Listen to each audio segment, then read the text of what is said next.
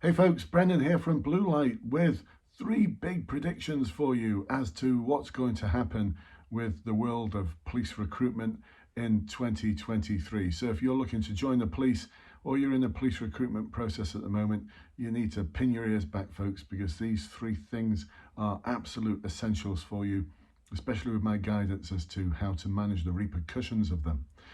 So I've been helping people just like you now for 27 years. I've been in the police sector for 37 years, 28 of those years as a serving police officer, 3 different forces, and for the past 27 years I've been coaching people to succeed in police promotion boards, specialist interviews, and in the police recruitment process. There are literally thousands and thousands of people who've succeeded as a result of my support, which is why I can be so certain as to what's going to happen this year. So my first prediction is the requirement for a degree to join the police and become a police officer is still going to exist. In the short term, the fourth route in, which will be a non-degree entry route, it's not going to happen in any kind of hurry. The College of Policing are designing this, which means it's going to take forever. I know the Ipple Dipple was incredibly popular for those of you who weren't minded to either do a degree or have a degree to enter the police. And I know the Home Secretary has instructed the College of Policing to come up with a non-degree alternative. But having seen the messages from the College of Policing about what they want it to look like, I'm not holding my breath as to this being something that's going to be a simpler way to join the police and become a police officer. So, the repercussions of this, for those of you who are joining who have either got a degree or you are going to study for a degree under the Police Constable Degree Apprenticeship, you're still going to have to do that university academic work, and it's still going to be tough and challenging.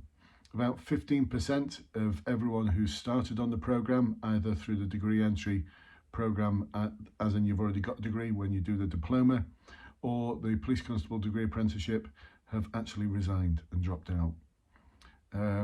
It's around 15%. We don't know what the exact figures are because not all forces have reported back, but my best guesstimate, about 15%. And that is a big chunk of people who've left the police. And the biggest reason that's coming out of it is that they find it such a struggle to manage the degree requirements and operational policing and life. So how are we going to best manage this? Well, you need to be aware that those pressures are going to be on you, and you need to have some support. And the best support you can get is from the Police Recruitment Facebook group. Check the links below. Come and join 23,000 people who are either in the police already or are like you preparing to join the police. That's where the support is. You need that kind of support network to help you through the process.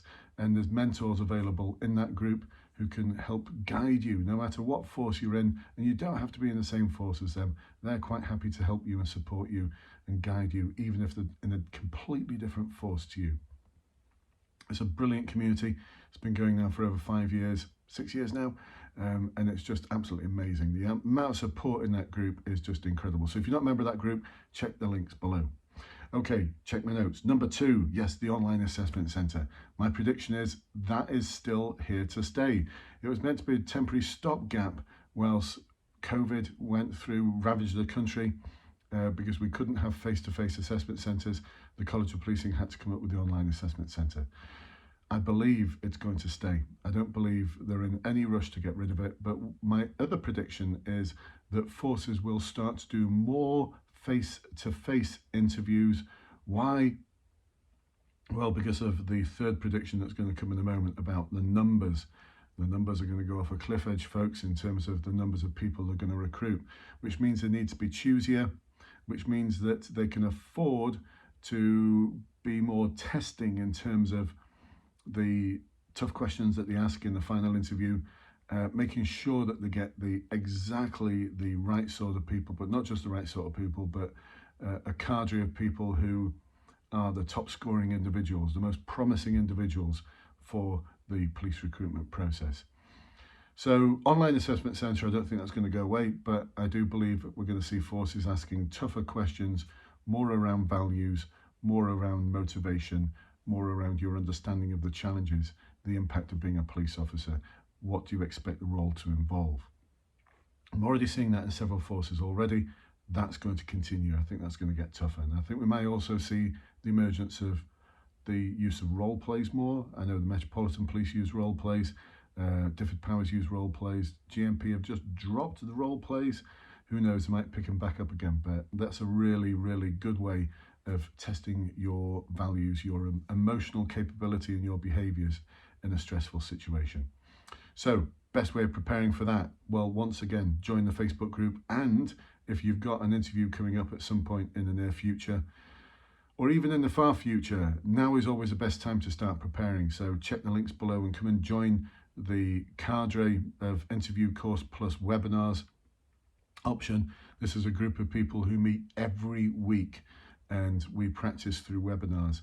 A 1 to 2 hour webinar every week, and we practice the sort of questions that you're going to get at your interview. So you can be rehearsed to the point where you sound fluent, you sound as though you're not rehearsed, you sound incredibly prepared, you're delivering your answers in a structured and detailed way, in an authentic way, and with some kind of emotional connect.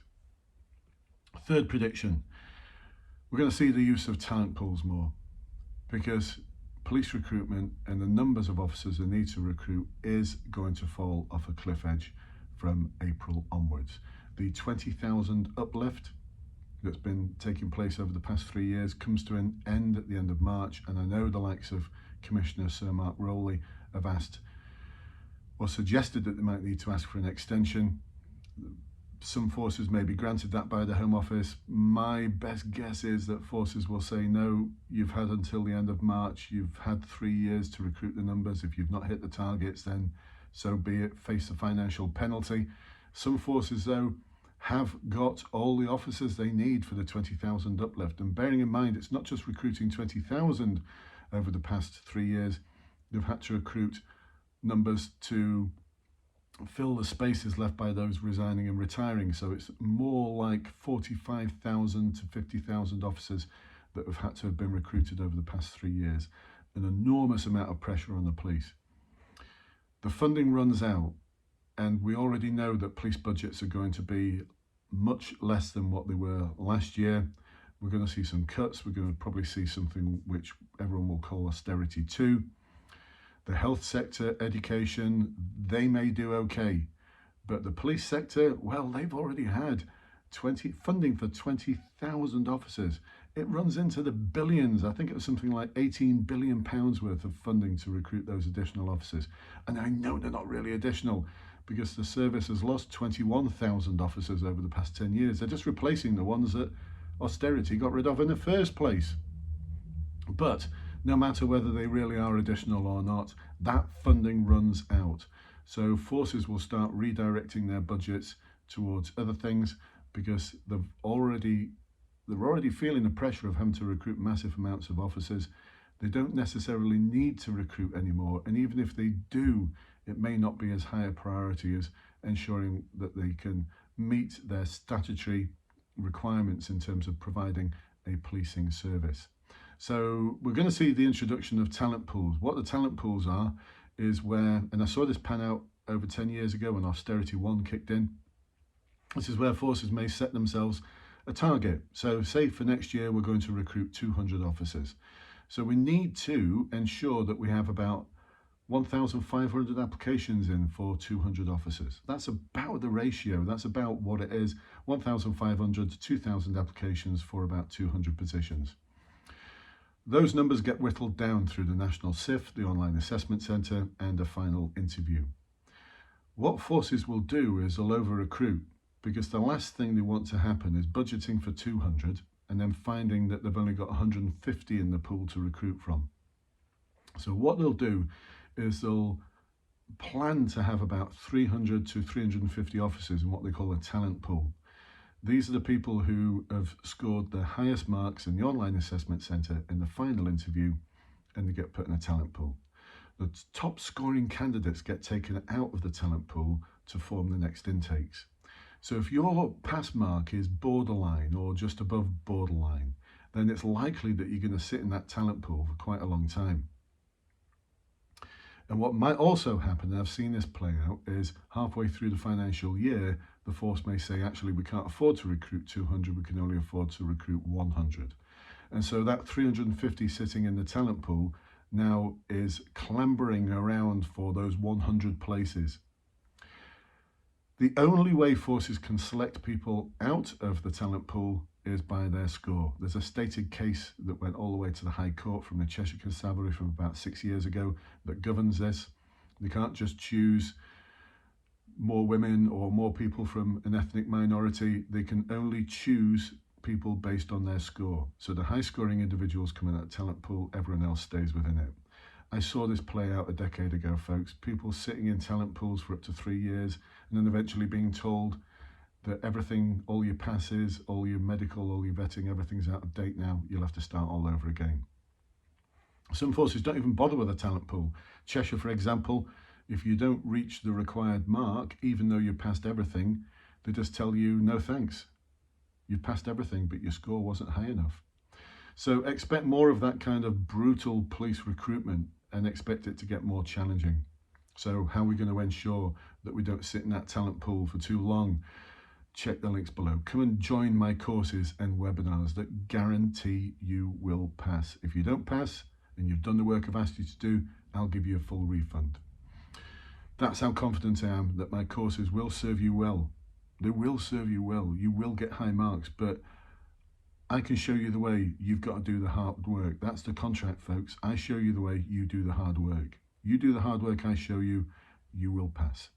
I guarantee it. I pretty much guarantee it. I say pretty much because I had to give 2 refunds last year. 2 refunds. That was it. Just 2 refunds.